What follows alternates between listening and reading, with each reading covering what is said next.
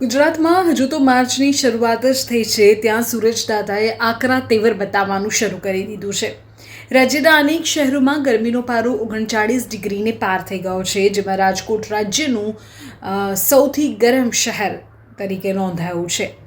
હવામાન વિભાગની તો આગાહી છે કે આગામી દિવસોમાં પારો 40 ડિગ્રીને પણ વટાવી શકે છે. રાજકોટમાં અત્યારે 39.2 ડિગ્રી સુધી પારો પહોંચી જતા રાજ્યનું સૌથી ગરમ શહેર બન્યું છે, તો અન્ય શહેરો પણ પાછળ નથી.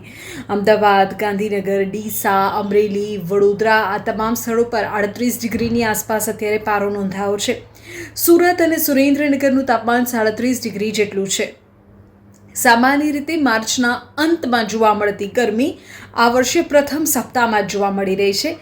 હવામાન વિભાગે આગામી 4 થી 5 દિવસમાં તાપમાનમાં હજુ પણ 3 થી 5 ડિગ્રીનો વધારો થવાની આગાહી કરી છે. તો સૌરાષ્ટ્ર અને કચ્છના કેટલાક વિસ્તારો માટે ગરમ પવનો ફૂંકાઈ શકે છે તેવી જે શક્યતા છે તે વ્યક્ત કરવામાં આવી છે. યલો એલર્ટ કેટલાક વિસ્તારો માટે આપવામાં આવ્યું છે. કારણ એવું છે કે પવનની દિશામાં ફેરફાર થયો છે અને એન્ટી સાયક્લોનિક સર્ક્યુલેશનને કારણે વાતાવરણમાંથી ભેજ ઘટ્યો છે. ગરમ અને સૂકા પવનો ફૂંકાવાનું શરૂ થયું છે.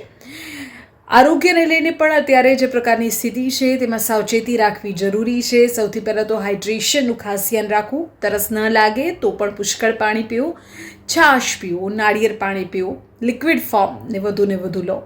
બપોરે 12 થી 4 સુધી તો જરૂર ન હોય તો બહાર જવાનું ટાળો અને સુતરાઉ પોશાક પહેરવા, બહાર નીકળતી વખતે માથું ઢાંકીને નીકળવું, આ પ્રકારની જે નાની બાબતો છે તેનું ધ્યાન રાખવામાં આવે તો પણ મોટી મદદ મળી શકે.